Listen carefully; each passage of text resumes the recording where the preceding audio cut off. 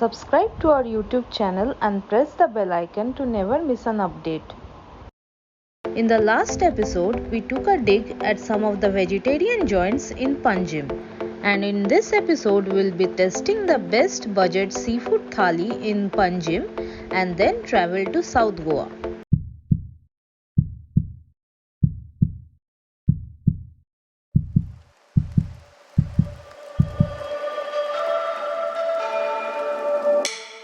Welcome to a brand new season of Pankaj Note, where we bring to you Goa the way we see it. We are Urvi and Utsav, full-time travelers and digital storytellers. We call Goa our home for the next 1 month and bring to you some amazing content as we experience Goa from north to south.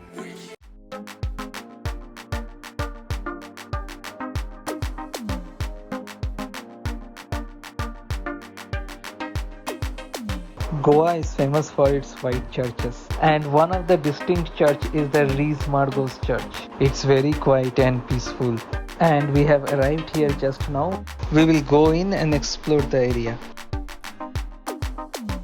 The Rees Margos Church is very famous and it has a series of staircases that leads up to the church, and it is a hotspot for photography.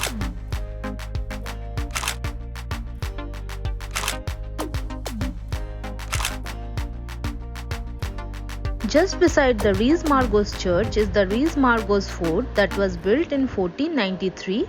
It is another tourist attraction, and both of this church and fort are located just beside the Mandavi River, which makes it more interesting.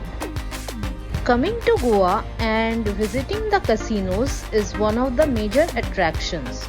And this is the Mandavi River behind me, where all the casinos are located. Also, there are river cruises as well that you can enjoy.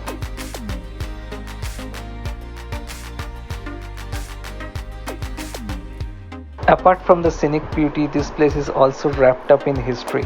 But as we are in a hurry and we don't have time on our side, so we have to quit our plan to visit the actual fort and move ahead.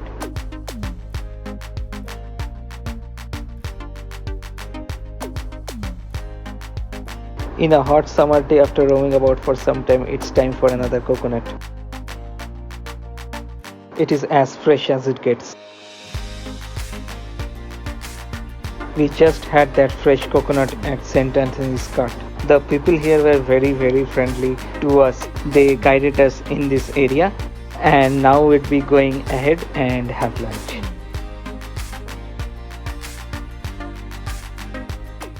Definitely the moment that I have been saving myself for. We are going into Ritz Classic to have the fish thali, which is very famous in Goa. The restaurant itself is very famous for a lot of other specialities, but the fish thali is a unique experience. It offers a lot of plates in one single thali. And for anyone who wants to start their seafood venture in a budget, then this is a great option. We are in Ritz Classic in Panjim, Goa, and we have ordered a classic Goan fish thali. It is a huge spread of fish thali. While we are waiting, we ordered some fresh lime soda. So in seafood dishes, we have 9 kind of dishes with a spread of steamed rice. I can see there is soul curry, which we will take at the end. A sweet dish. And they have 1, 2, 3, 4, 5 and 6 kind of seafoods.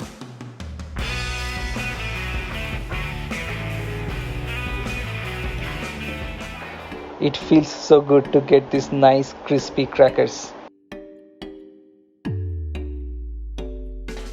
It's a lot of fun eating this. Let me try that fried fish as a starter. There is a nice soft fish inside, nice coating, masala coating outside. We have fried white suppers. They are very addictive, as I said before. They are very smooth, a rich consistency fish. Lot of fatty fish meat inside those coating. Very simple and nice to taste. Now it's time for some prawn curry. Let me take some prawn curry and pour it on the steamed rice. The aroma is really strong and beautiful. It's really hitting my nose now. And look at the small prawns swimming in that rich, flavorful curry. Let's start with this prawn curry with rice.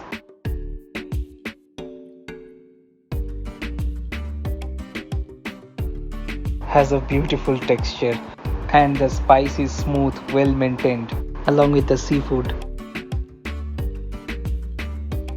I can see that high use of coconut. It's definitely a coconut based curry. They have given these whole lady's fingers within that curry, adding nice veggie touch to it.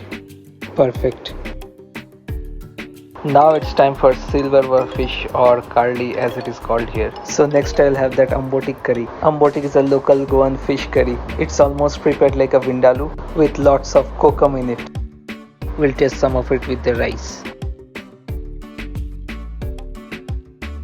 You have to mind the bones while having this ambotik fish, especially the center bone. I can feel why the local like this so much. They have some really good fish. If you get rid of that center bone which you can't eat, it's a very juicy fish. Up next is the Tisro Sukhem, Goan style fried clams.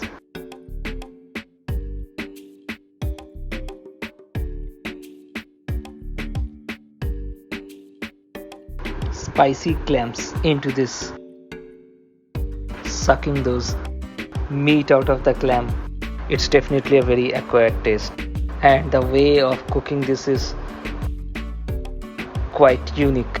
Here in Goa, they cook the clam with lot of spice that really masks the flavor, that sea flavor of that clam. It's really very spicy, and there has been a ton of onion and coconut that has been used while preparing these clams,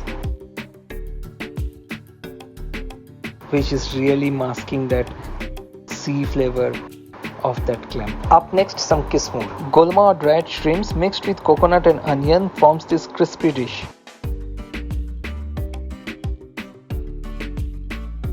I guess that's the way you eat that. That green chilies, coconut and their small prawns in there. They are creating an explosion in my mouth right now. The golmas are great there. Crispy, crunchy item to have in this sea of curry almost. In the platter they have so many curries. I think it's a great departure.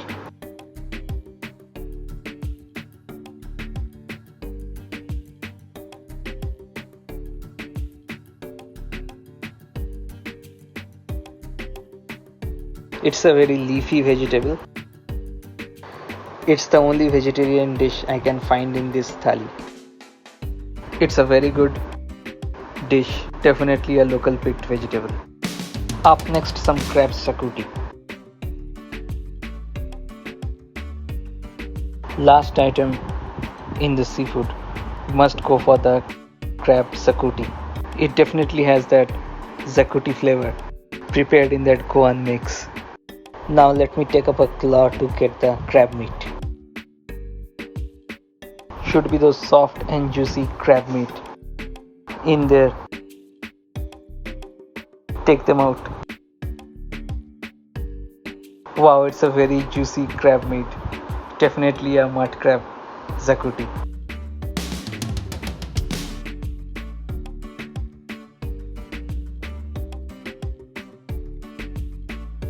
The sweet dish we have in dessert is vermicelli pudding. It's a soupy vermicelli based sweet. It's very sweet. The vermicelli taste very soft with that milky texture. It's a great departure after having that huge spread of seafood. To end this sumptuous meal, we have sol curry.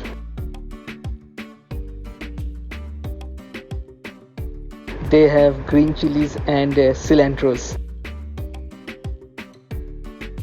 along with the soul curry. So kokum is a kind of fruit that grows in abundance in this region. Soul curry is prepared out of those fruit and coconut milk.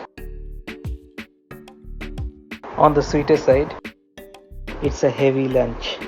After the sumptuous meal at the Ritz-Carlton in Panjim, we are heading to our hotel to check out from there and head to our next destination. We stayed at the Ria Residency in Fontainhas area. It's a decent stay and it was good for a night. Now we'll be moving ahead to the southern part of Goa and we'll be staying there at Agonda Beach. Definitely after that heavy lunch I would love to rest, but as we have to go to South Goa, so we don't have any option but to get started with our journey. It's going to be almost a 2 hours journey covering around 70 plus kilometers along NH66. So let's get started now.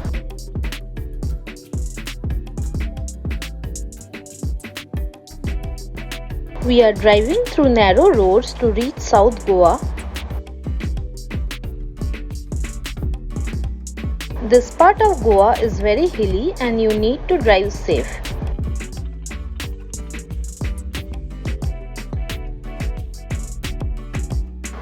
So we have parked our car and right now I'm moving towards the stay for check-in.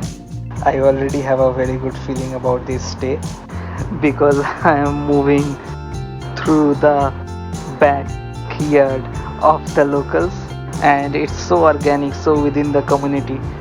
And if you have noticed, I have already taken my shirt off because if you are in Goa, you do not wait to hit the beach, you just run towards it. We have just checked in and Utsav has already hit the beach. As Urvi is busy unpacking, so I took the liberty to come to the beach and enjoy myself.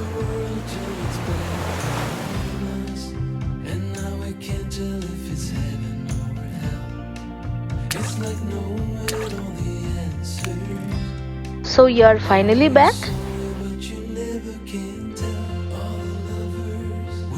Let's go for dinner now.